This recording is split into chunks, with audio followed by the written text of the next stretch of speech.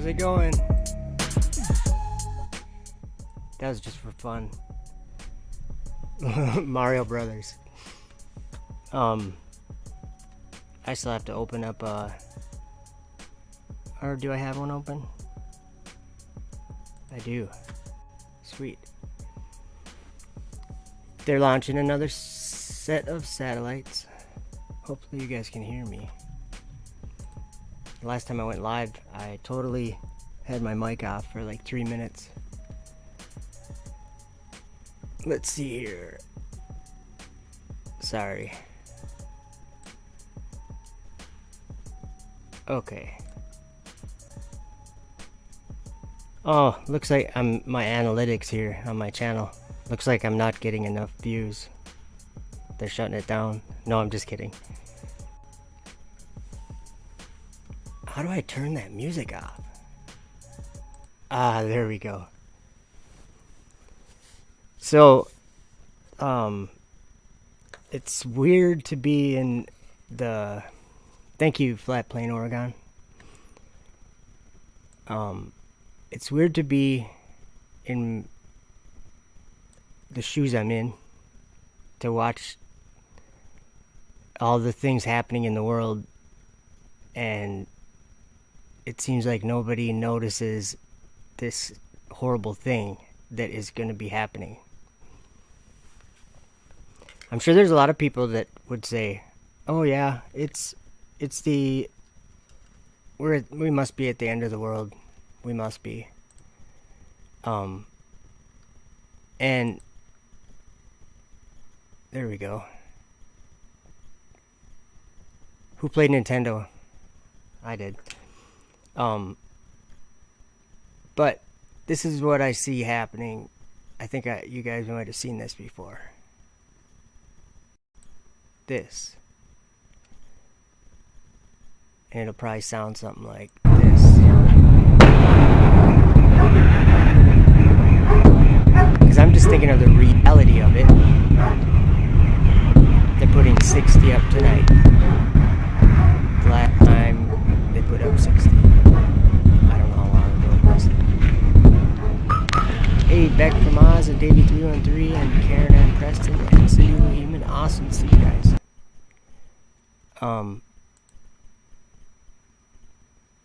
This is, this is maybe why I've been thinking so much about sonic booms and the speed of sound and how that, it shouldn't, like, no one would argue. Anyone that is got a head on their shoulders would not argue that that is a limitation. I'm not saying it's that we can't go past it. I'm saying it is a physical limitation of our reality, is how fast sound will travel through the air. It's just there's a limitation, and we've passed that up, when they break the sound barrier. It's a strange thing. And if it's not a strange thing, then maybe if I said it this way, it would sound more appropriately strange. If I said, the vehicle making sound is going faster, the sound from the vehicle can go. How does that make any sense? So what I'm saying is that and then if you happen to go a little higher in the sky, we've reached a much, much higher limitation. And this is what it sounds like when something comes from that higher point in the sky, because anything up in that high part of the sky, and I'm talking about space or whatever, it's actually darkness. It's actually a bad place, but it's a place that's moving. All of our, like, I don't know why anyone would even want to argue with me about this. Anything that is in quote unquote orbit, anything that goes up and stays up is moving. Anything up there is moving 17,000 miles an hour and faster. But nothing really less than that. Uh-oh, we got an error, it says here. Oh, I'm not too worried about it. It always does this to me, but I'm sure you guys can at least hear me. I was just gonna go to my or not my channel, but because I think it's probably still a half hour. I think it's about a half hour exactly till the liftoff. Now, I'm gonna read some stuff in Ezekiel, but I was gonna get you guys on the page that I'm on. Let's see here. Okay. I can't remember where it starts, but we're gonna look at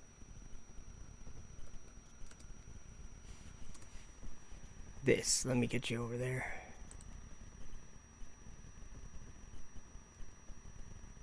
Desktop. Okay. Oops, we'll go to Bible Hub.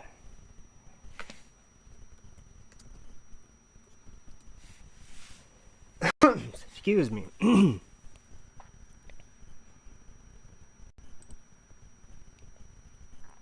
I think it's actually chapter 7.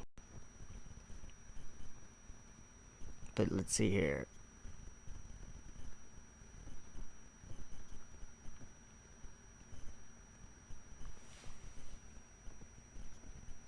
Okay, there's another thing I gotta mention too before we read this.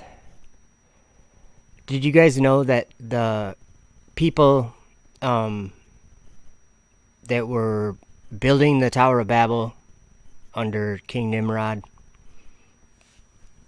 that those people wanted to put things up in heaven and then serve them? That's what they wanted to. It was in the book of Jasher. I can actually grab it here, or I could look it up, but I think my computer's having enough trouble here. I was just going to read just what they said. It says this in Jasher chapter 9, verse 26. It says, "And all these people and all the families divided themselves in 3 parts. The first said, 'We will ascend into heaven and fight against him.' The second said, 'We will ascend into heaven and place our own gods there and serve them.' And the third part said, 'We will ascend into heaven and smite him with bows and spears.' And God knew all their works and all their evil thoughts. And he saw the city and the tower which they were building." Did you hear what I just said? And God knew all their works and their evil thoughts. And all their evil thoughts. So this is the way that I think when we see things happening in the world like what we're going to watch tonight, it's something that it doesn't matter who points it out or whatever, but this is an obvious thing. The people that built the Tower of Babel had wicked hearts and they had evil thoughts. This is what this is saying. And they wanted to put things up in the sky and serve them. And they wanted to ascend into heaven. All I know is that this is not the way to do it. So, whatever happened to that Tower of Babel anyway? But actually, God came down and he confounded their language.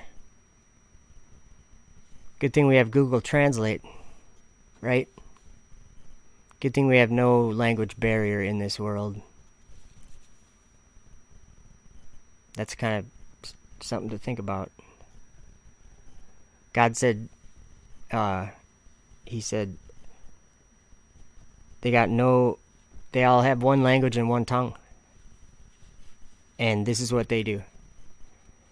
And then he said, now nothing will be restrained from them, which they have imagined to do. You bet they go into the firmament. Have they imagined it? Well, the people at the Tower of Babel did. And God did say nothing will be restrained from them. which they have imagined to do. Think about it.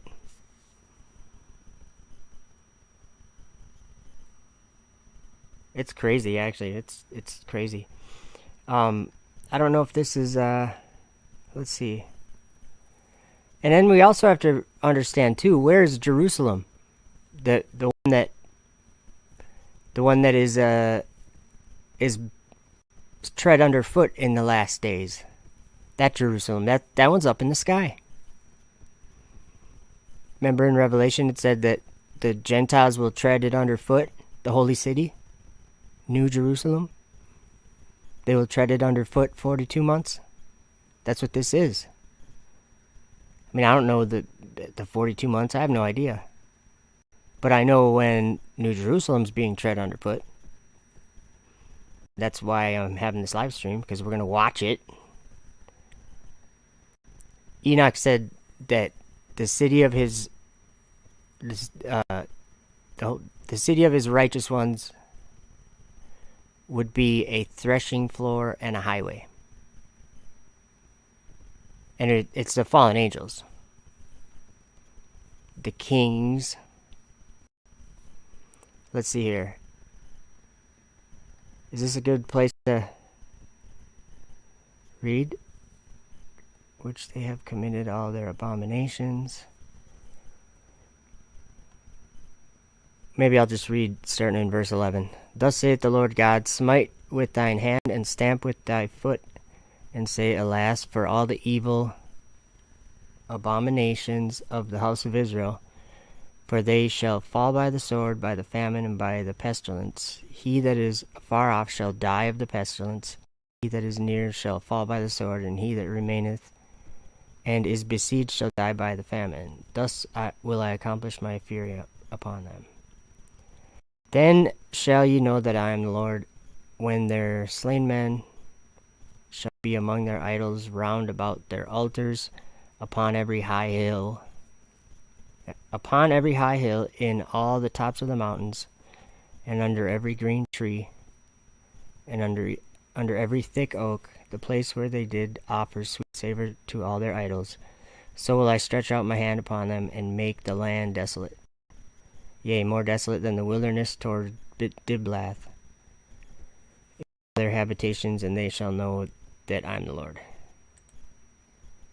Next chapter is really the one I probably should have read.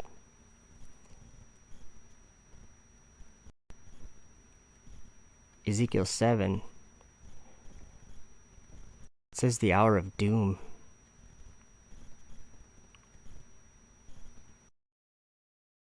And this whole part of Ezekiel is, well, I'm just going to read this. I think we got 20 minutes till it launches. So,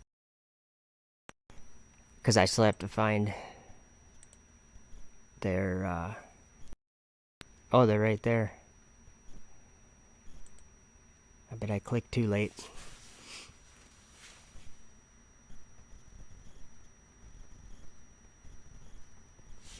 Oh yeah, almost 20 minutes. Well, we'll have that in the background so that we'll be able to hear it. Moreover, the word of the Lord came unto me, saying, Also, thou son of man, thus saith the Lord God unto the land of Israel, an end. The end is come upon the four corners of the land. Now is the end come upon thee. And I will send mine anger upon thee, and will judge thee according to thy ways, and will recompense upon thee all thine abominations. And mine eye shall not spare, neither will I have pity, but I will recompense thy ways upon thee, and thine abominations shall be in the midst of thee, and ye shall know that I am the Lord. Do you guys understand what he's saying? And it's the next chapter just makes it so much more real, because he takes him up to New Jerusalem in the sky in the next chapter. And he shows him abominations happening up in that temple of God. But verse 5, thus saith the Lord God, an evil only evil, behold, is come. An end is come, the end is come. It watcheth for thee, behold, it is come. The morning is come unto thee, O thou that dwellest in the land. The time, I think that often when I hear this, in the land, it seems like it's talking about Jerusalem, New Jerusalem, but I don't know. The time is come upon, oh, sorry, can't read straight today. The time is come, the day of trouble is near, and not the sounding again of the mountains. Now will I shortly pour out my fury upon thee, and accomplish mine anger upon thee, and I will judge thee according to thy ways, and I will recompense thee for all thine abominations.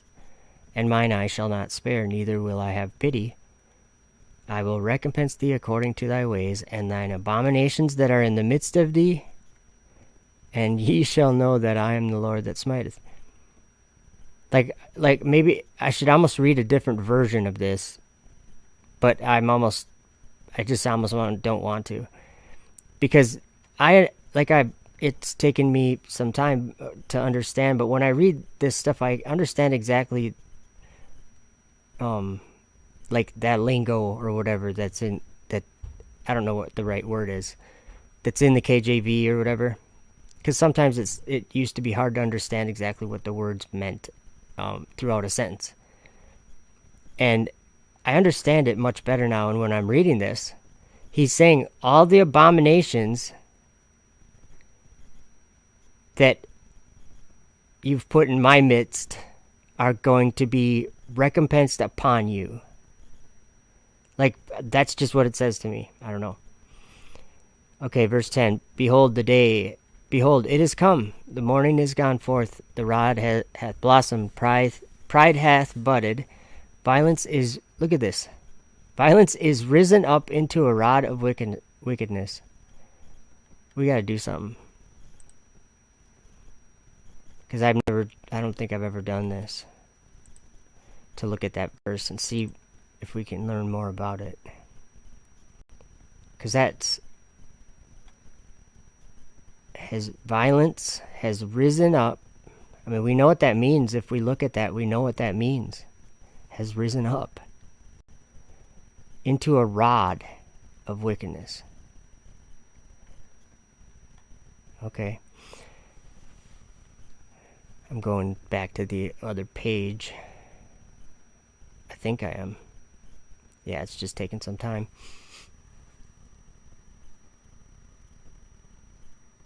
Right? I think, yeah. It's not good. It is not good. And it just says my stream is just like a big error. Can you guys let me know if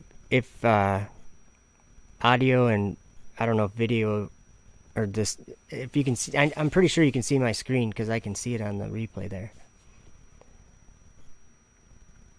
I think I'm still waiting for my computer to, maybe I'm not. Oh, it already did, okay. I'll just hit the KJV button again.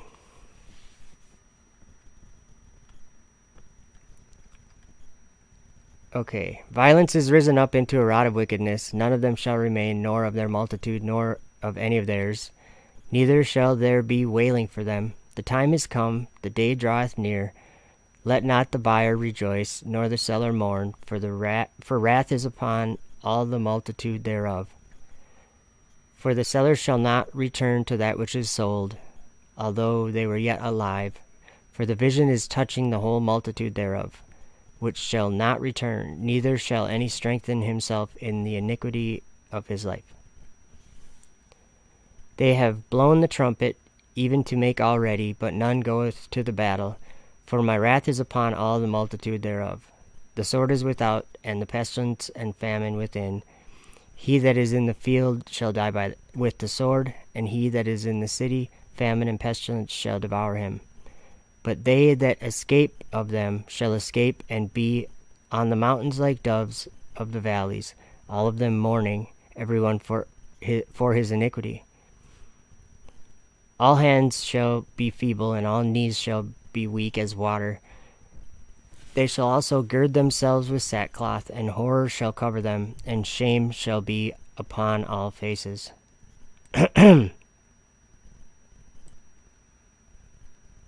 Thank you guys in the chat for the 5x5s.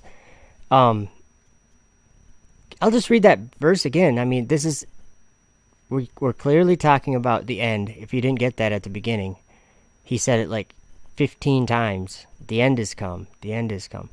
Now, people are like, don't take it like, oh, why do you say it's now? I only say it's now because we're watching a launch in like 10 minutes of 22 satellites up into heaven, into the firmament. And they'll stay up there until one day that we're reading about. And this is why I'm reading this right now, because God's saying he's not going to have any pity.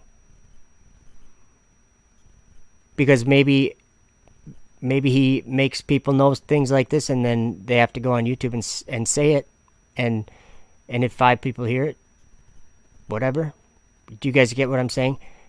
If you understand this, you have to say it. You have to tell people, because just the whole idea of going up there, this is what's ending our world. And then people will say it's not the end of the world. When's the last time you went to a movie or a baseball game? Or think about it. These things are happening. I'll read that verse again. They shall also gird themselves with sackcloth, and horror shall cover them, and shame shall be upon all faces, and baldness upon all their heads. I got that one, guys. They shall cast their silver in the streets, and their gold shall be removed. Their silver and their gold shall not be able to deliver them in that day of the wrath of the Lord. They shall not satisfy their souls, neither fill their bowels, because it is the stumbling block of their iniquity. As for the beauty of his ornament, he set it in majesty. But they made the images of their abominations and of their detestable things therein. That's what we're going to watch tonight. Therefore have I set it far from them, and I will give it into the hands of the strangers for a prey, and to the wicked of the earth for a spoil, and they shall pollute it. My face will I turn also from them, and they shall pollute my secret place. Psalm 18, it says, he made darkness his secret place. His pavilion round about him were dark waters and thick clouds of the skies. I think that's Psalm 18:11 maybe. Darkness is his secret place. And right here he's saying, they shall pollute my secret place. For the robber shall enter into it and defile it. Where is God's throne, guys? It's up in the sky. So, where are we here? Make a chain, for the land is full of bloody crimes, and the city is full of violence. You know that city, right? Which city? We'll find out where Ezekiel goes in the next chapter. Which city? The city is full of violence. Wherefore I will bring the worst of the heathen, and they shall possess their houses. I will also make the pomp of the strong to cease, and their holy places shall be defiled. Destruction cometh, and they shall seek peace, and there shall be none. Mischief shall come upon mischief, and rumor shall be upon rumor. Then shall they seek a vision of the prophet, but the law shall perish from the priest, and counsel from the ancients. The king shall mourn, and the prince shall be clothed with desolation, and the hands of the people of the land shall be troubled. I will do unto them after their way, and according to their deserts will I judge them, and they shall know that I am the Lord. Okay, we're just going to read a little bit in here, and then We got about 10 minutes, I think. Or actually, probably about 8 minutes or something. You'd think that they'd be on by now. Oh, you know what? It doesn't refresh unless... The engines on the first stage, which is the bottom 2/3 of the vehicle. The 9 Merlin engines on the first stage accelerate the vehicle through the Earth's atmosphere. Yeah, we'll just listen to her, actually. The first stage separates from the rest of the rocket and begins making its way back down to Earth to land on our recovery vessel, Of Course I Still Love You, as Andy mentioned earlier. While Falcon 9 is named for the 9 engines on the first stage, there are actually 10 engines on the rocket. The Merlin vacuum engine, or MVAC, is what powers the second stage of Falcon 9 to its targeted orbit. The MVAC can generate about 220,500 pounds of thrust at full power and can be restarted multiple times to place different payloads into different orbits. Our satellites are all safely enclosed inside the 17-foot diameter payload fairing, which is that pointed cone at the very top of the rocket. This protects the payload from aerothermal loads, heating, and contamination during ascent. Once we reach the vacuum of space, we'll jettison the fairing as the second stage continues on its journey to orbit.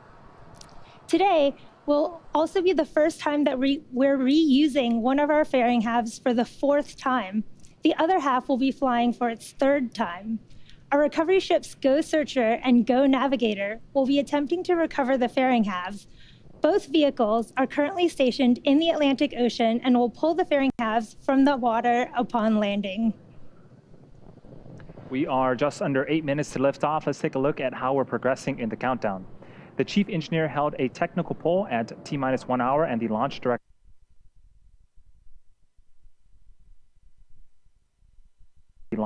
held a propellant load and launch go-no-go poll at the T-minus 38-minute mark. Falcon 9 has been loading propellants since the T-minus 35-minute mark. The vehicle is a bipropellant vehicle, which means it uses 2 types of propellant. For fuel, it uses a refined form of kerosene called rocket propellant 1, also known as RP1, and for its oxidizer, super chilled liquid oxygen, we also refer to that as LOX. Currently, RP1 is fully loaded on the second stage and nearly fully loaded on the first stage, and liquid oxygen is loading at the moment right now. We also load helium onto the vehicle, and that began before the webcast went live, and it will continue to top off until about 1.5 minutes before launch. As propellant is consumed throughout the mission, we use helium to maintain pressure in the tanks. Just a few seconds ago, engine chilling began. This is where we allow a small amount of super chilled liquid oxygen to flow into the Merlin engine's turbopumps prior to the full flow of LOX to avoid any thermal shocks to the system. In addition, checkouts of the second stage thrust vector control actuators are also underway. This is known as the engine wiggle test. We move the thrust chamber slightly to make sure that the guidance hardware is a go for flight. The exact same tests happen on the first stage, except those happened just seconds before ignition. The vehicle remains healthy. We are currently working no issues. The range is standing by to support, and the weather looks green as well. All systems continue to be go for a liftoff at 8:37 p.m. Eastern Time. In the United States, more than 18 million people currently live in areas without access to high-speed internet, and some estimates actually show that number to be even higher. Internet connectivity is an absolute necessity to working from home, remote learning, and telemedicine. First responders are also increasingly in need of internet access when coordinating emergency activities in areas where traditional internet does not exist or where the infrastructure has been destroyed in the aftermath of wildfires or a natural disaster. Starlink was designed to help meet the growing needs for truly high-speed, low-latency broadband to underserved and unserved areas.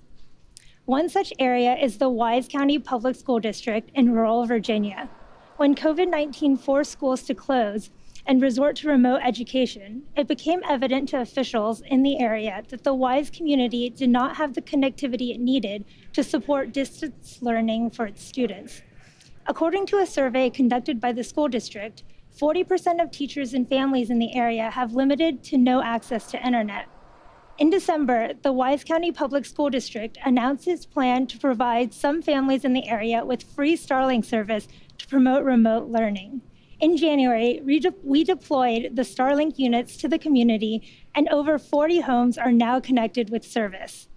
We are currently delivering beta service both domestically and internationally, and the team will continue to push towards near global coverage of the populated world in 2021. Starlink is available to a limited number of users at this time, but if you're interested in service, we recently started taking orders on a first-come, first-served basis.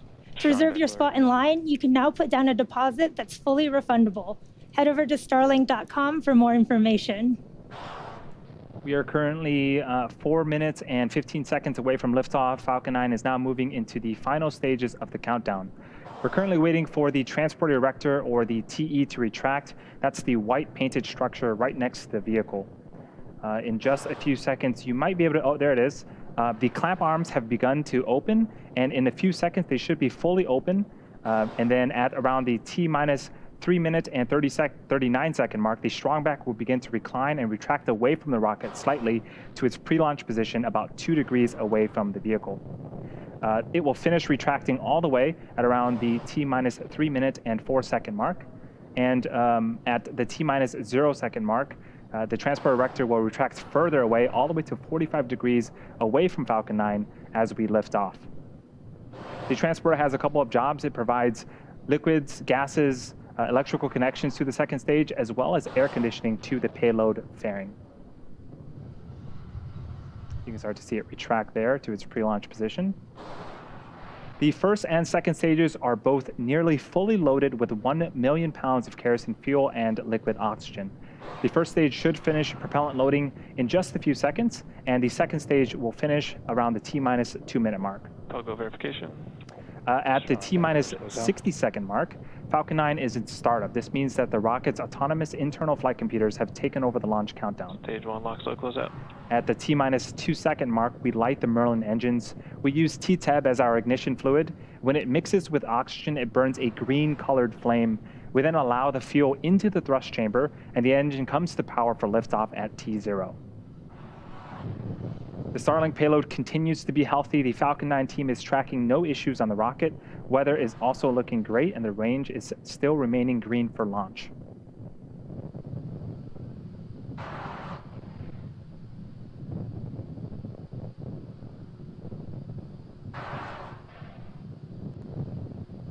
In just a few seconds, we should hear a call out for LOX loading complete, and that will wrap up the last of propellant loading for the vehicle.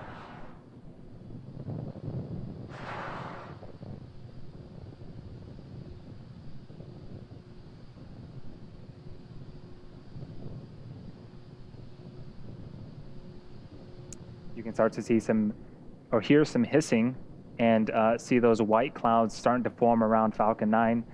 That is normal for us at this stage. The white clouds are LOX venting from our transport erector lines.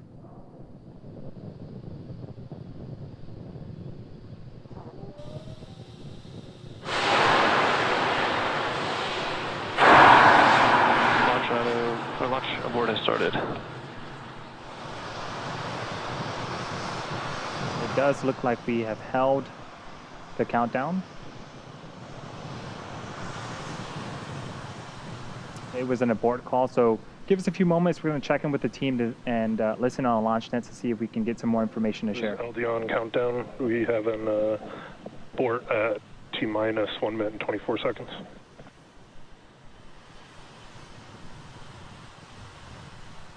They aborted, it said. So I'll just get this off the screen. I don't think they're going to launch. I don't think they ever stopped the clock at... I think I heard him say abort.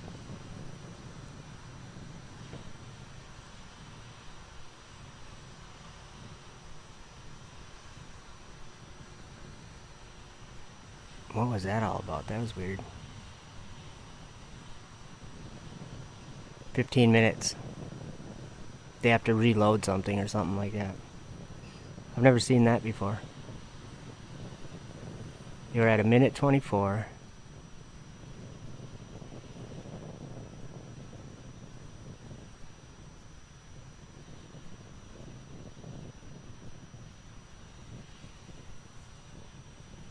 Oh, does it? Yeah, I don't know. I couldn't say. Let's see here. You just heard that we had an abort to the countdown around the T-minus 1 minute and 24-second mark. Prior to the countdown, everything was proceeding nominally. Now keep in mind that the purpose of the countdown is to help us catch any potential issues prior to flight. There are 1,000 ways launch can go wrong and only one way can go right. And given that, we are overly cautious on the ground, and if the team or vehicle sees anything that looks even slightly off, they'll stop the countdown. Overall, the vehicle and payload are healthy and remain in good health. The next launch opportunity is tomorrow, March 1st at 8:15 p.m. Eastern Time. Hopefully you'll join us again for our next attempt. Until then, thanks for joining us today, and we'll see you next time. And that's all they wrote.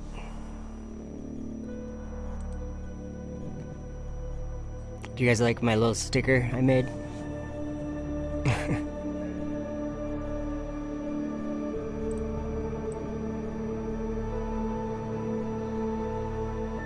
It's more like it.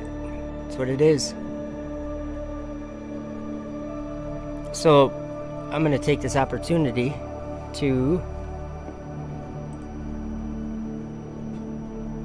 show you something. We'll just get SpaceX right out of there. Okay.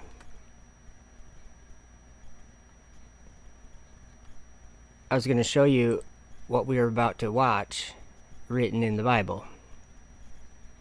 Or a version of it written in the Bible. You'll see what I mean. Let's see, we'll go to Revelation 13. Oops, I should have done. My computer likes Bible Gateway because I always used to go to Bible Gateway, but I just like Bible Hub so much better. I think they're different. I use them for different things, but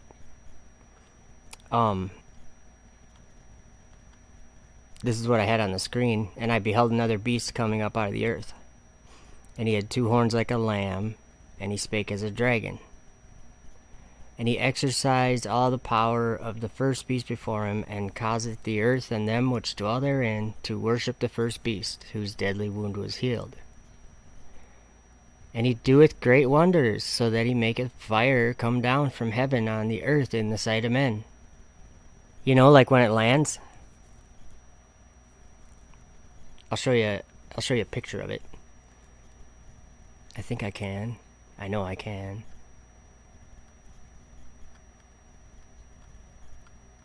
Yeah, guys, all the things in the scriptures are coming to pass. All of them. And I still see people, like every day, I see people, online or whatever, saying, I wonder who the Antichrist will be. And I'm like, well, who's making fire come down from the sky? Who is it? There's really only one person that's making... Oh, here's what I was looking for earlier. But that's not what I wanted right now. I'm still looking. I wish I could just show you guys all the things that I have, like, everywhere on my computer all at once. But I can't. Let's see here. I think my bro's on the phone. So if you end up hearing in on him a little bit, he's not too far away. Let's see here. Okay, I don't know. I can't find it. Yeah, it's a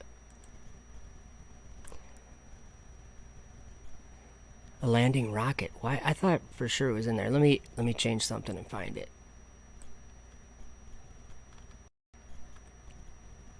Well, this is when it's taking off.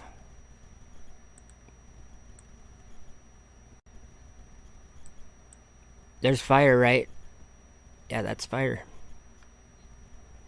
And that's actually even going down, but the context of the story is important too, because... Oh, there it is. I found it. Finally found it. This is making fire come back down. Because he went up to heaven, And so the booster falls back to the Earth. And look at this. This is one thing that we know already. It's a deception.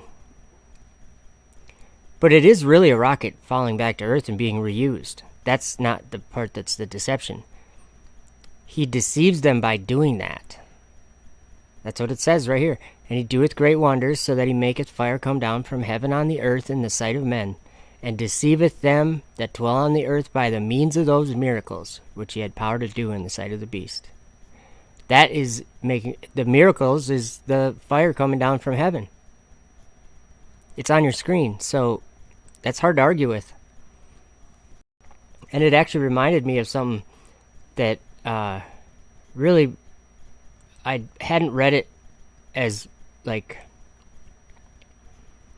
Revelation 22. Oh, I was just going to show you this here. Check this out. At the end here, you guys know about this part, or it says, for I testify unto every man that heareth the words of the prophecy of this book, if any man shall add unto these things, God shall add unto him the plagues that are written in this book. If any man shall take away from the words of the book of this prophecy, God shall take away his part out of the book of life and out of the holy city and from the things which are written in this book. What interests me, what caught my attention there was this right here. If any man shall take away from the words of the book of this prophecy. Take away from the words. Fire's fire, guys. That's a word. It's fire.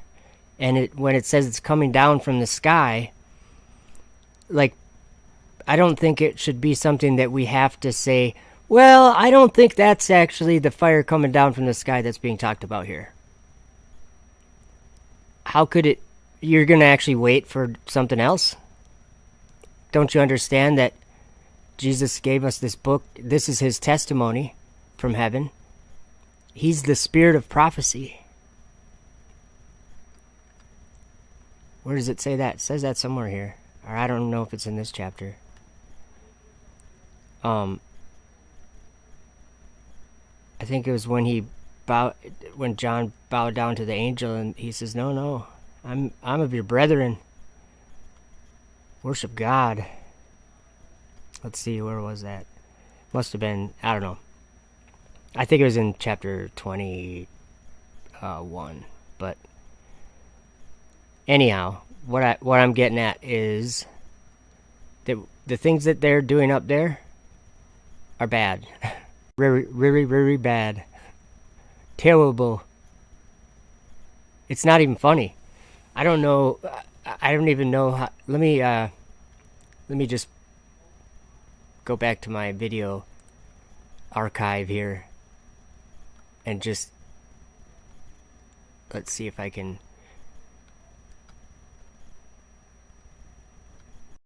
Well, let's see here. Sorry, guys. I always do this to you. I know I'm sorry. Let's see. I'm going to grab a video, and I know where it is. And it is the one that, this is why, why I was talking about before, at the beginning of this, I started talking about how anything that's up in space is in a different world than the Earth. We live on the Earth, and this is the way that the Bible describes it too. The Earth is basically anywhere that there's air. That's part of the Earth. But outside of that isn't the Earth. Like, we call it space in this world, but it's not space. The way that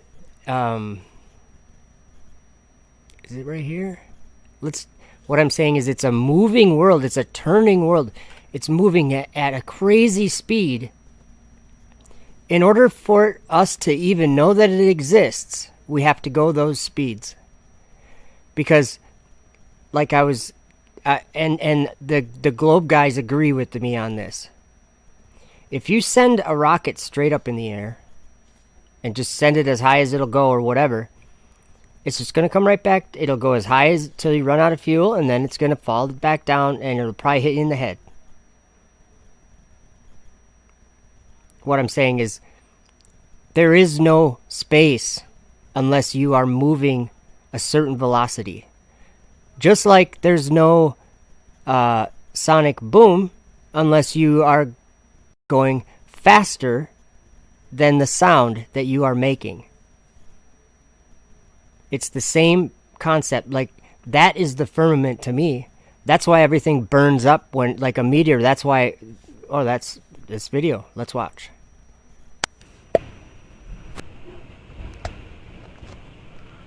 This is in Russia in 2013, I think. Now she got, or whoever this is, they got their camera out. And they're like, what in the world is this? So something woke them up. But the sound hasn't even gotten down to them yet. And so it's right about now, so I'll zip my lip.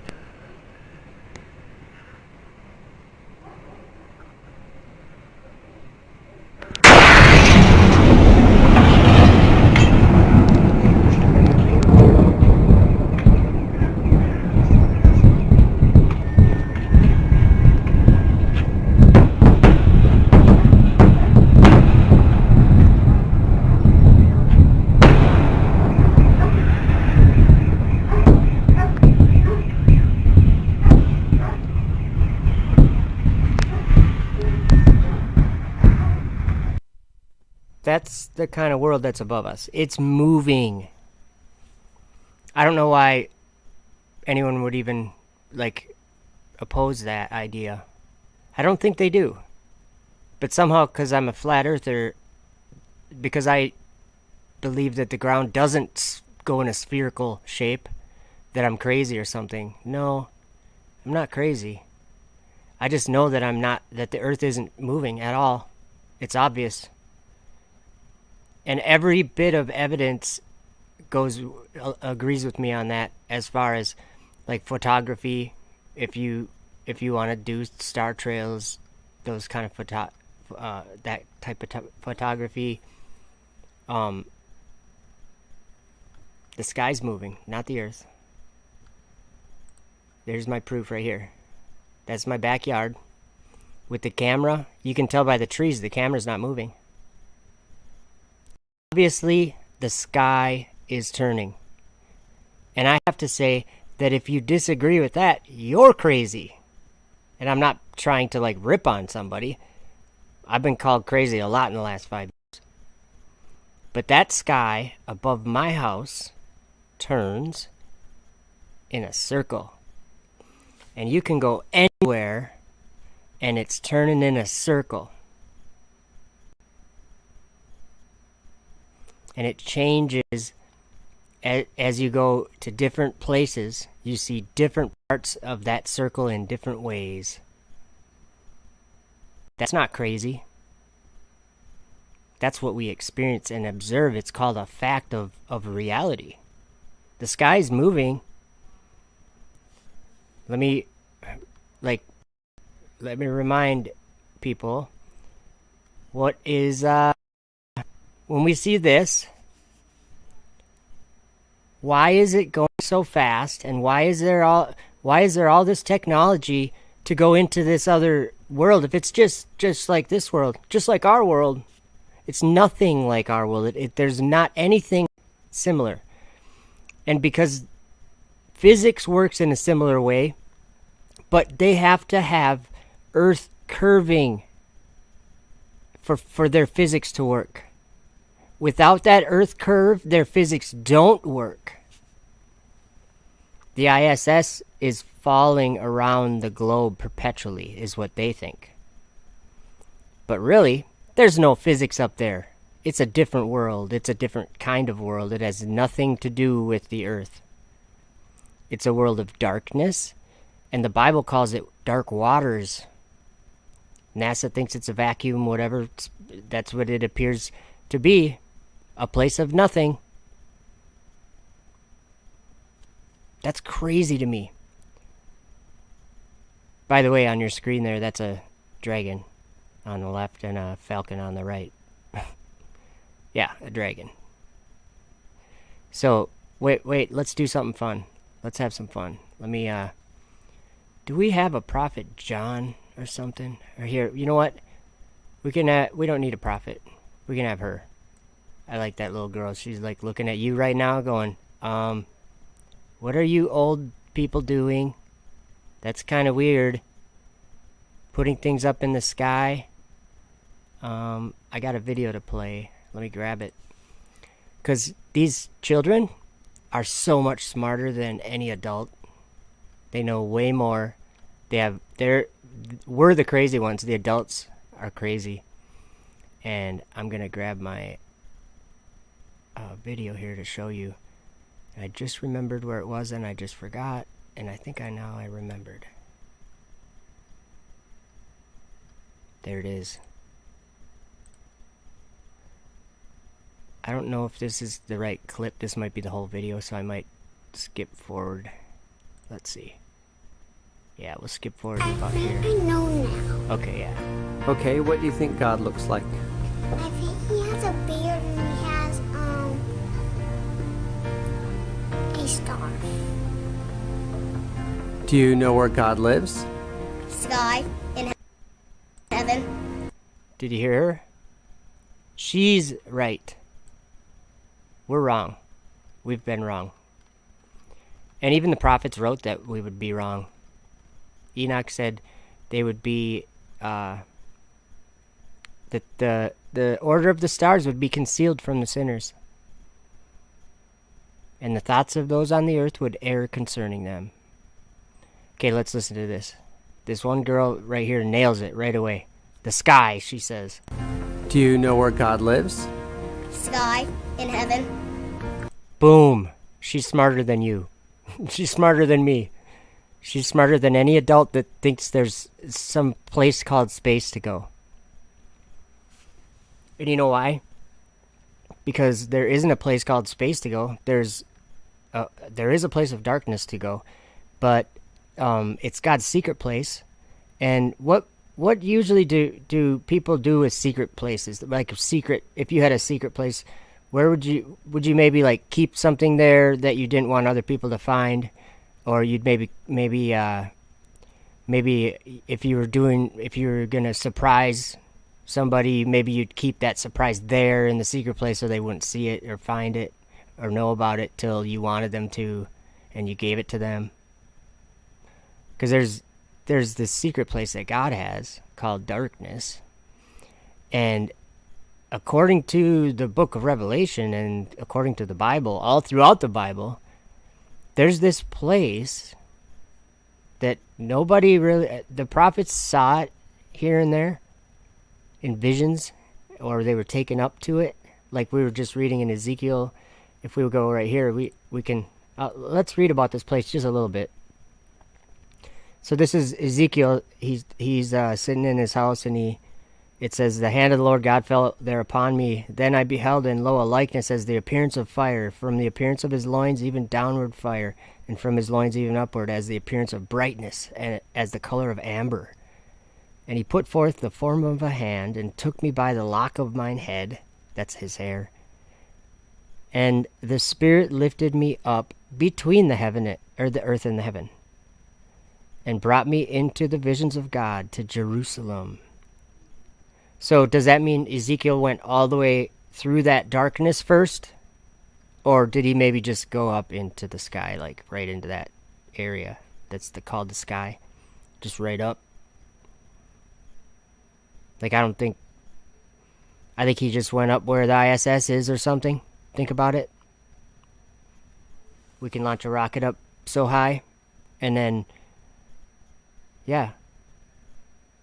I'm not saying it's a good idea, but let's see if these other kids know where it is. Up in heaven. In heaven. In heaven? And what do you think heaven looks like? Has like golden roads and like houses and stuff. These are some smart kids. It has golden roads and houses and stuff, and it's up in the sky. How do they know that stuff? They don't know that. I've thought about this before. I don't think they know that from the Bible or something. I think they know that because they haven't been lied to, or they still remember. They came into this place and they still remember, though. for a short amount of time. Because there is an up and a down for children and me too. Some of us adults can... Actually, that's one thing I was going to write, or not write. I was going to make a video about. I don't write. I type. If I was going to try to describe it, it would be where there's two worlds to live in, and they're both real. And like the debate about flat Earth, that's one of those worlds. It's real. Trust me. And then the other world is the world that we've all lived in. This is just the world. But there's a new world, is what I'm saying. There's a new world. And it's one... I was just talking about the darkness, and I was talking about God's secret place. And there's a city there, guys. A city. So the world is in love with it. That's called Babylon, but there's a real city there. And it is the city that is getting trodden underfoot by the Gentiles. And to me, that means that we have a very short time till things change for us. Like, and change for everyone. It's a scary thought, but at the same time, seems like it's a long time coming, you know? And then if you look at the world, I mean, I go to the store and it's just like zombies in this weird thing, it's a cult it's a weird cult or something.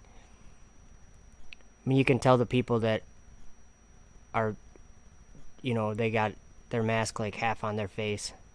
And I'm like, just take it off. I can't do it. I can't do it. We just read in Ezekiel a prophecy probably about it where it said shame will cover all faces. Yeah, I'm not into that. I'm not ashamed of my face, even if it is an ugly mug. I'm just kidding. Where was that? Yeah, it said, shame. Where was that? Right here. And shame shall be upon all faces. That's crazy. That's insane. Let's see what I was gonna do here.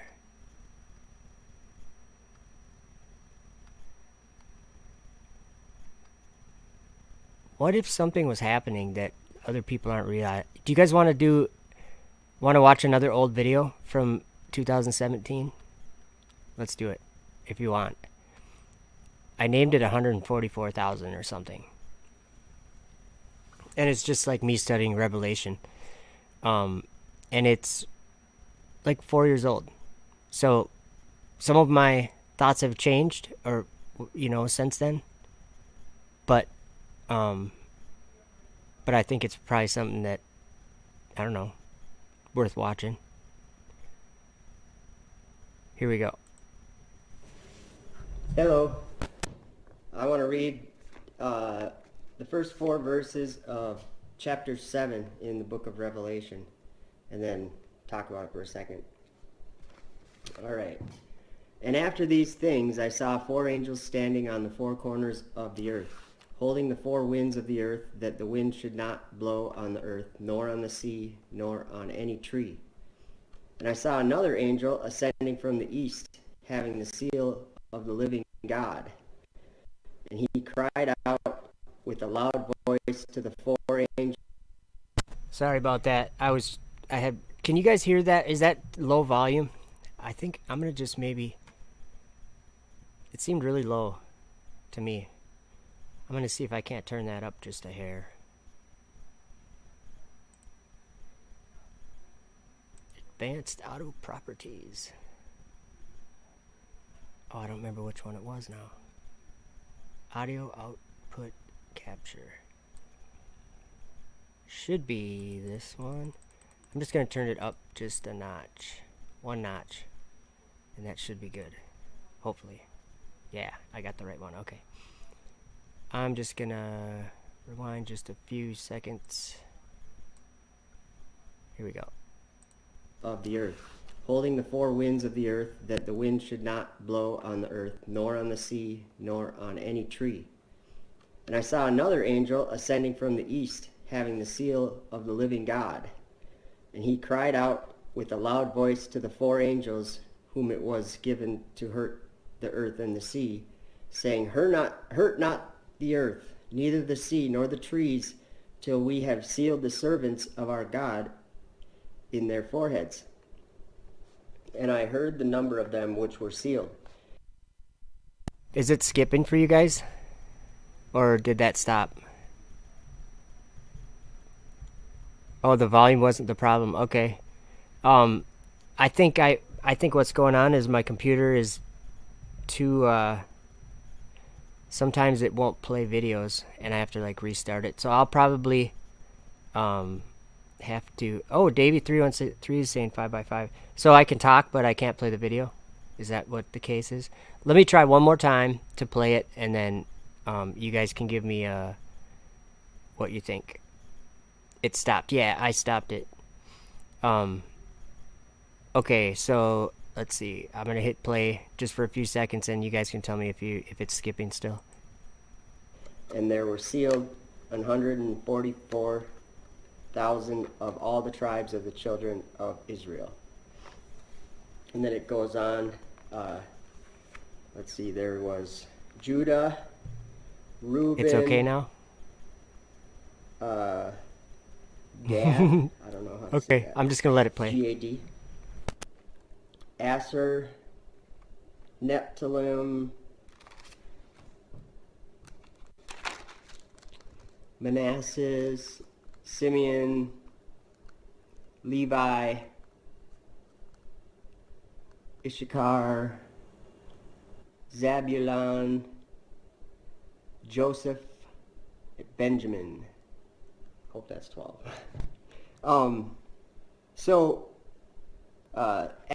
Pausing it for the Bubba News. Think flat earth. Alright, back to it.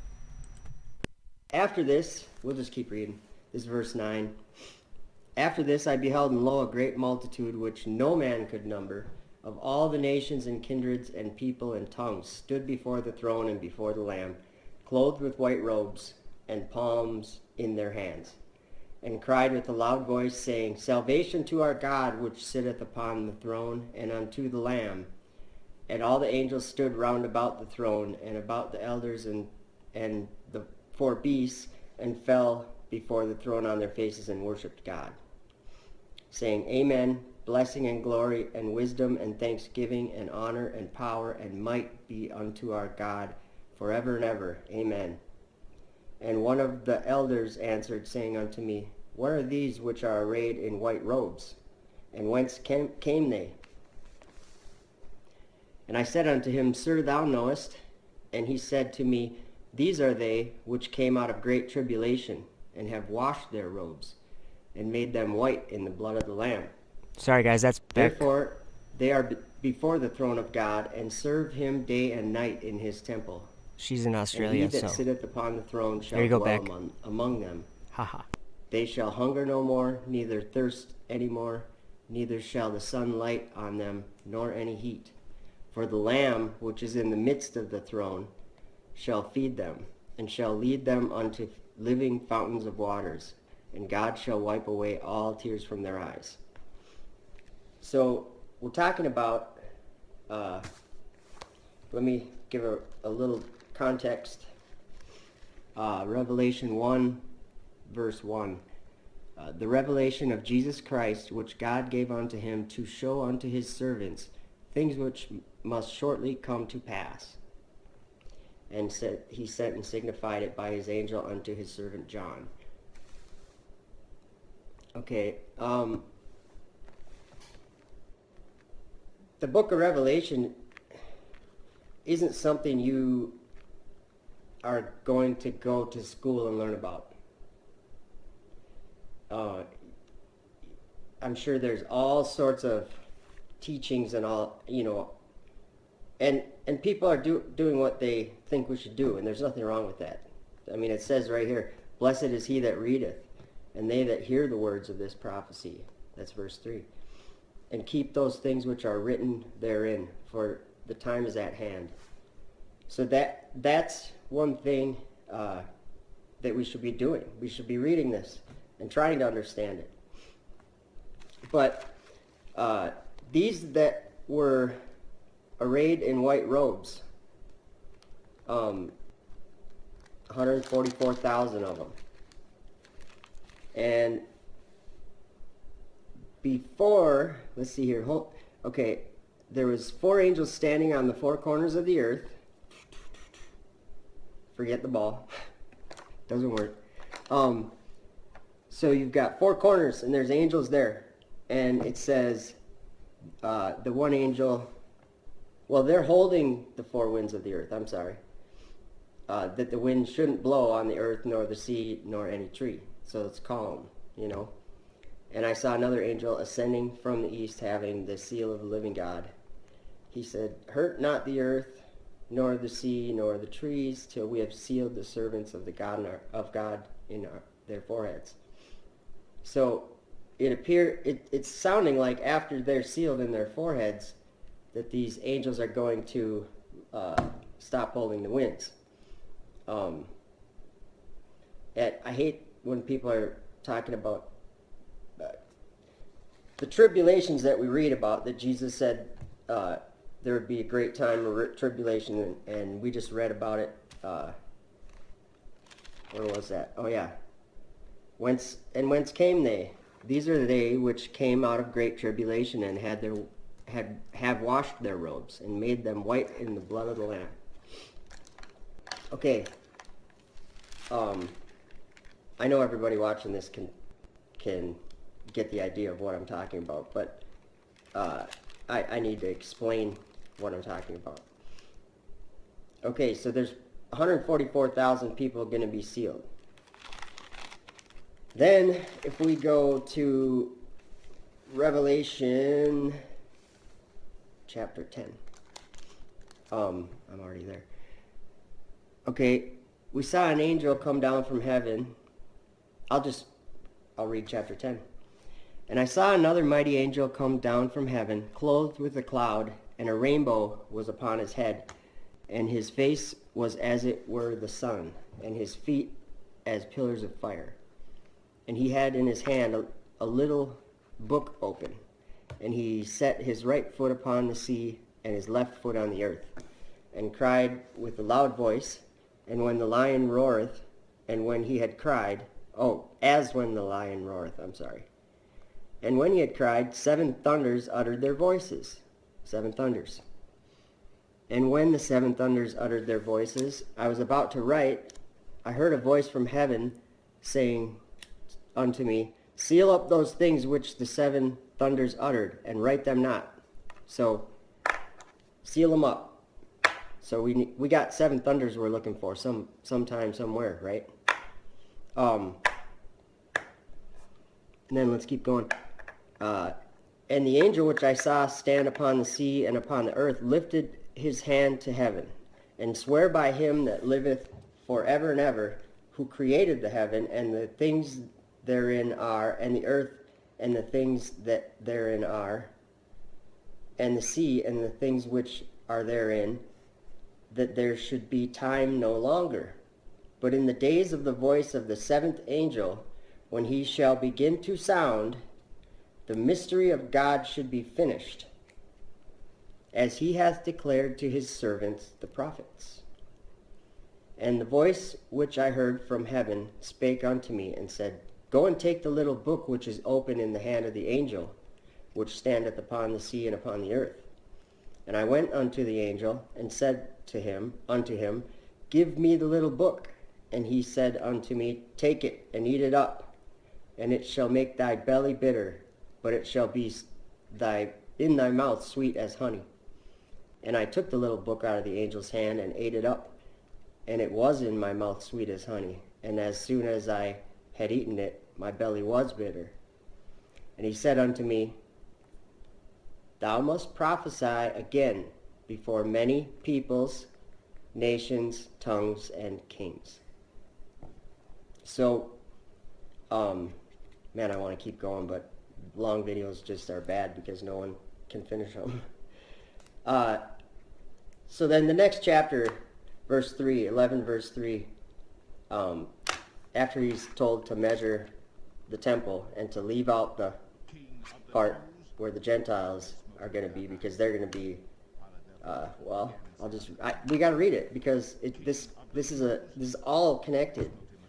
And there was given me a reed like unto a rod, and the angel stood, saying, Rise and measure the temple of God, and the altar, and them that worship therein. But the court which is without the temple leave out, and measure it not, for it is given unto the Gentiles. And the holy city shall they tread under foot 42 months. Now, people are always talking about a city on earth. And when I read the book of Daniel, it gives me a different idea. I mean, I can't say that I know this, but it gives me the idea that we're talking about the host of heaven, which is another thing. I'm not so sure that the host of heaven is quite what we think it is. I get a different idea in the Word, in Daniel. That's another story. So, underfoot 40, or shall tread underfoot 42 months. Okay, then it says, John writes, And I will give power unto my 2 witnesses, and they shall prophesy 1,260 days, clothed in sackcloth. And it goes on, but, these are the 2 olive trees and the 2 candlesticks standing before the God of the earth. And it goes, and they got some crazy stuff that they can do. So, back to where we began, because the candlesticks and all that, that's for another video. A cool video that, yeah. Yeah, we were in chapter 5? Wow, 7, okay. So, what happens when they're going to prophesy for 1,260 days.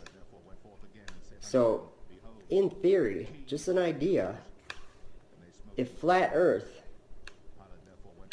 and then in my personal experience, they've showed me what the visions mean entirely, Revelation and Daniel. They just, for the last year, the Holy Spirit's been taking me through this and making me understand the whole thing. And it's something divine, it's spiritual, it's not me. I don't have it's not a person. That's the thing, it's not a person, it's the Holy Spirit, or the Spirit of truth. He doesn't speak of himself, he speaks what he hears. I think that John and Daniel are prophesying to the Spirit of truth, and the Spirit of truth is showing me. And a lot of other people too. There's a lot of other people that are definitely showing the Spirit. They're being taught by the Spirit, and some of the things they say don't seem to make sense until you look at it a certain way, like, whoa, I didn't understand it that way. But it's the Spirit of truth. So I'm just kind of comparing all this, going, man, this is all right in here, you know. These 144,000 in Revelation 14, they are, first of all, Revelation 10, that little book, okay? The little book is in chapter 5. Yeah. Chapter 5, verse 1, And I saw in the right hand of him that sat on the throne a book written within and on the back side, sealed with 7 seals. 7 thunders uttered their voices, remember? Now, that was chapter 7. We go back to chapter 5, but it's not in chronological order necessarily. But I'm just, and that strong angel, let's see, this is something that I didn't realize myself yet. So you're learning right along with me. I saw another mighty angel. This is chapter 10, verse 1. I saw another mighty angel come down from heaven, clothed with a cloud, and a rainbow was upon his head. And his face was as it were the sun, and his feet as pillars of fire. And he had in his hand a little open book, and he set his right foot upon the sea and left foot upon the earth. So in his right hand he's got a book, and he comes down from heaven, clothed with a cloud and a rainbow, probably something like what I'm wearing, cloud, rainbow, whatever. And so then in chapter 5 it says, and I saw in the right hand of him that sat on the throne. Okay, so he's sitting on a throne. It's not an angel, so it's probably not the same thing, so never mind.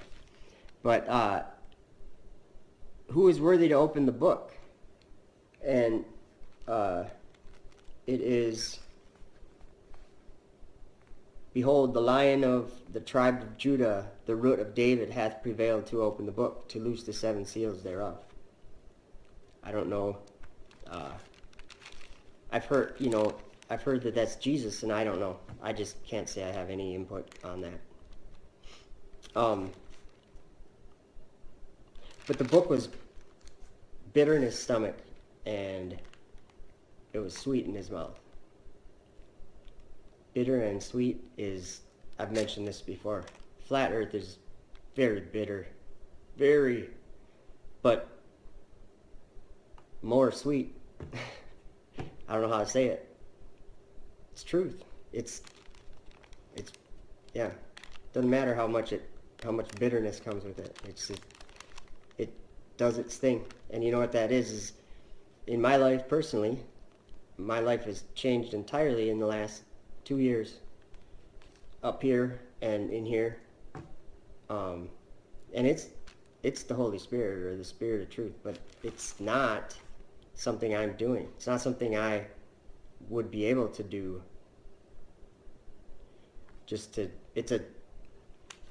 I can definitely say that I've been sealed by I have the seal of the living God in my forehead, and I have the Spirit of truth with me. And 2 years ago, I would have laughed at somebody saying that. I was like, yeah, you like them emotional things, don't you? This isn't like that. So, anyway, 17-minute video. Oh, we're not done here. Okay. The ones that are, what is it? In white robes, yeah. Well, okay, Revelation 14, and I looked, and lo, a lamb stood on the Mount Zion, and with him 144,000, having his Father's name written in their foreheads. So people are always thinking that I'm just picking a verse or something. This is all connected. You have to pay attention to things like that. Having his Father's name in their foreheads, okay? Well, take me out of it. Whoops. Battery thing just went. Okay. I better plug that in. So take me out of it. I'm not talking about me being sealed in the forehead, but I'm talking about the angel that told the 4 winds to stop, or to hold back the wind until, or not to hurt all the stuff until the servants of their God were sealed in their foreheads. So speaking of, you're not a Jew, you're a Gentile. How do you know? And I think that, yeah, probably while those 7 seals were sealed, we probably didn't really have a good idea about much in Revelation, okay? And I think why it says to read it is so that we're familiar with it when it manifests into reality like it has. So this, I wish I would have known this better 5 years ago, because it's only been a year that I've been understanding this, and not a year that I've been understanding it. I'm saying learning it, being shown or taught in the Word. But yeah, that 144,000 is on Earth right now, and they're getting sealed. And it's not a coincidence that flat Earth becomes popular, and that I, just decide one day, no, it's not. There's no such thing as space up there. I'm starting to think NASA's a big BS lie. And then you look into it, and then it just solidifies into a solid rock of this. This is so accurate on everything. But in Revelation, it's hard. People always say it's interpretation. No, I don't think you need to interpret it when you're experiencing it. So that's what I'm leaving you with. Flat Earth is, it's silly, isn't it? Well, this book gives me the idea that, and I'm just going to say it, the flat earthers that find Christ, that in here, you got to have this, they are going to rule with the rod of iron for 1,000 years with Christ. In like 3.5 years, yeah. The Gentiles will, what did it say? Trodden underfoot for, let's see. Well, there's going to be 1,260 days of prophesying by 2 witnesses. I'm witness to that. Well, I'm not witness to them, but I'm witness to the Spirit of Truth showing me and telling me what they said. Okay. Let's see. Yeah. It's the Flat Earthers. Book closed. No, I'm just kidding. Think about it. Okay. All right. Who's that guy in the truck? I just made coffee, so let me see. Well, do you guys want to hear a mask story? I've got a couple mask story videos. Let me see. Because it's kind of weird. I have a whole folder called COVID-19. That's sad. That's really sad. And I haven't even put half the videos in there. I mean, I have a bunch of them in there, but I just realized the one I'm looking for right now is not in here. I got a couple of videos that if I played them, I'm sure I would get a strike on my channel. So I got to be careful what I play. I can't remember where they are.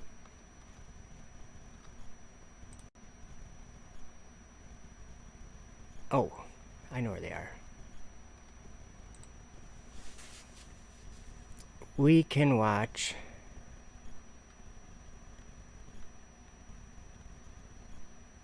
oh man, I got a lot of, here's a gas station story.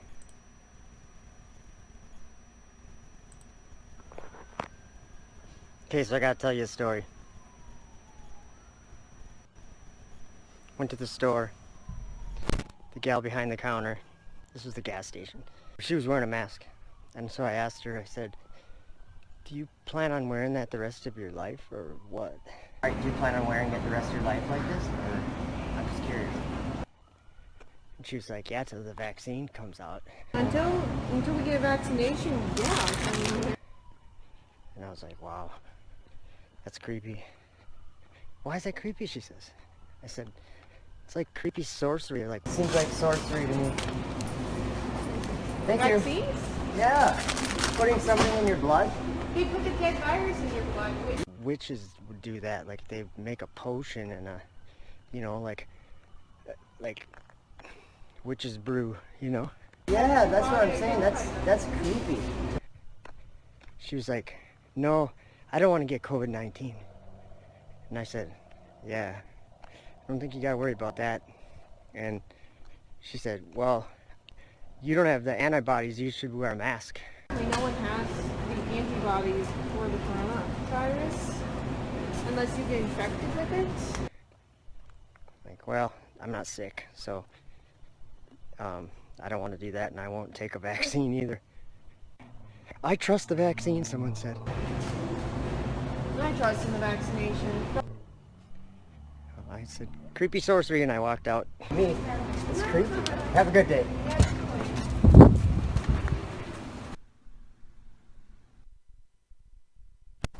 All right, I better not play this part. So we'll go to a different one right here.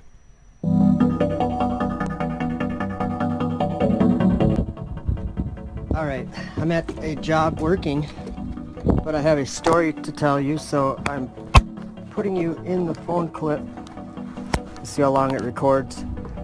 And I gotta tell you, okay, so I'm out in Ramsey, Minnesota, and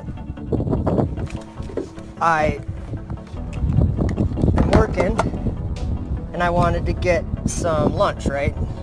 So about 1.5 miles away, there is a Subway. So I went up there. My gun's broken on the end right now, so it's a little slow going. And walked in to the Subway, and a lady comes out and she says, I'm just kidding, she was wearing a mask. She said, can I ask you to put a mask on? And I said, I have to breathe. Whoa. It isn't all smiles and sunshine. I said, I have to breathe. And she said something, and then she said, I can't hear you. And so she came closer, and she goes, we can't serve you, or I can't serve you if you don't have your mask on. And I said, okay. And then she said, this is funny, you guys. She said, you can get our app on your phone. I gotta use a different gun. This gun is just broken. She said, you can get our app and you can order takeout. Or like, something like that. And then you can pick it up. And I said, but I'm right here. No, we can't do anything for you without a mask. So, I didn't eat Subway. Isn't that strange? So, it's kind of weird walking out of there going, it just feels strange to be turned down for food. Well, actually, that wasn't the end of the conversation either. I said more. Let's see, I gotta find something though. Where are you? There you are.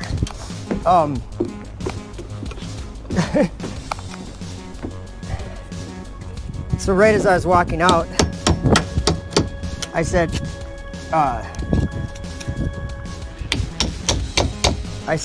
it's not human to wear a mask. I said, we weren't created with masks on our faces. And because she was just standing there, I think it was a she. It's hard to tell sometimes. But I said, it's not human to wear a mask. And she said, well, then, kind of mumbled something or whatever. And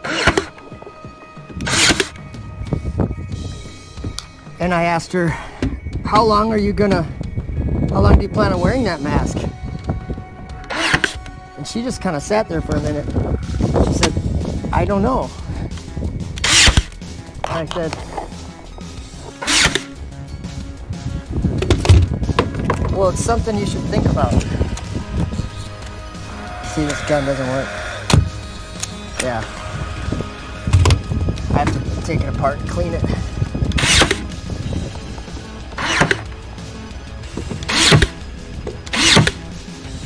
Ta-da!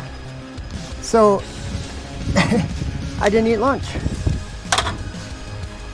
So I'm starving. I was gonna yank a bag of chips on the way out, but I decided she probably wouldn't like that. No, I'm just kidding, I wouldn't do that. But yeah, it was awkward, it was weird. But you know, I always just think about this. If that's what happens to, you know, I don't know the right word. If that's what happens when you not really even stick up for the truth, but just I won't play this game. This game is a lie. I won't play it. I'm not gonna. Because the more I do that, the more other people think that there is some pandemic and that the world's, it's just a problem. The world is ending, you guys. Ooh. Sorry, I'm trying to do this quick. Wow, this is gonna be first of many.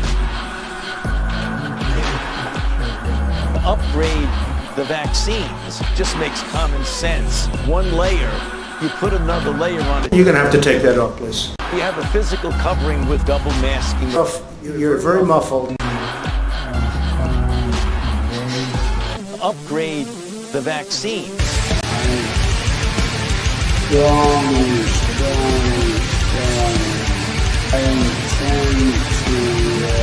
Double masking. You have a physical covering with one layer. You put another layer on it. Just makes common sense. Excuse me, sir. Why are you not wearing a mask? I have numerous complex systems which could be adversely affected.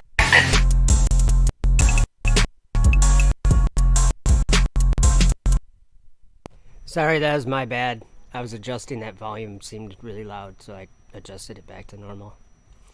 Alright, mask off. Don't mention it. This is your brain on the mask. Any questions? And they keep touching their face. This is what happens to your brain after The mask.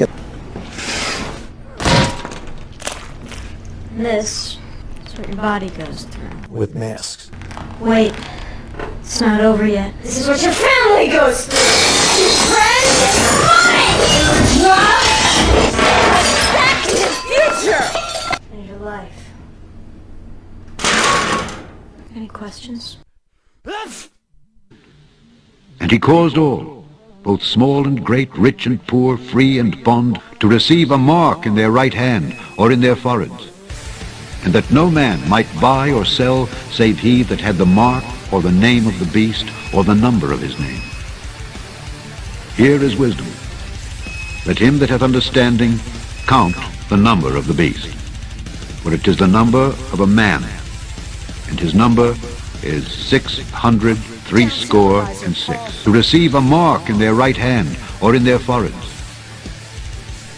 and that no man might buy or sell save he that had the mark or the name of the beast or the number of his name. Workers will be sent home and you will not be allowed in.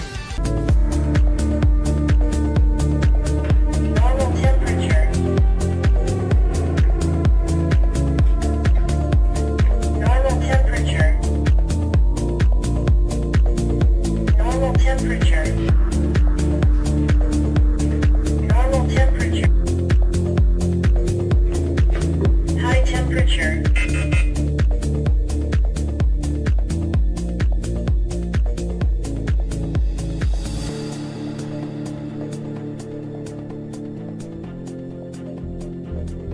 All right, listen to this. A local Chinese restaurant is taking drastic measures to keep the staff and customers from the coronavirus. So no one is allowed to be seated without a temperature check. So the temperature check may be the new norm as this virus continues to spread.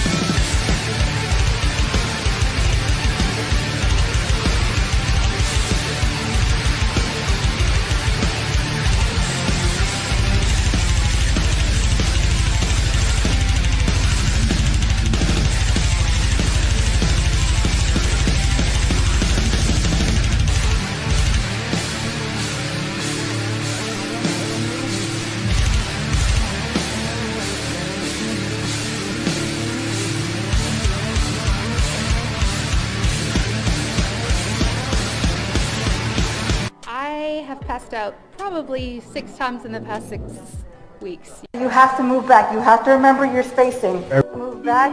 That's too close. If you can touch the person in front of you, that means you're way too close. If you can touch the person in front of you, you can touch the person in front of you, you can touch the person in front of you, that means you're way too close.